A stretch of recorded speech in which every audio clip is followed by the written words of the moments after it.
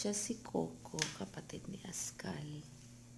Dati nakatali siya, pero katagalan, binitawan din nila.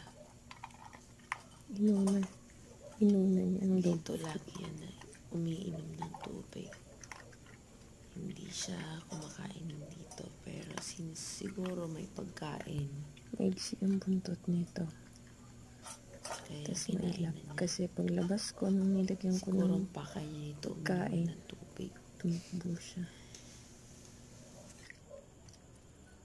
Ayaw mo ng kanin? Juicy. Papa, kanin, doggy. Fish na. Akala ko di siya kakain.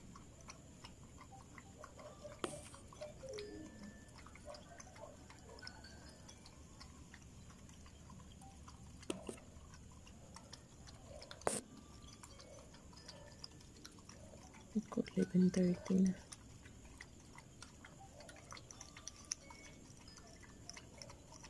Yung tubig na yan, nauubos siya, nagkakadalawang refill ako. Everyday. Iba't ibang dogs ang umiinom.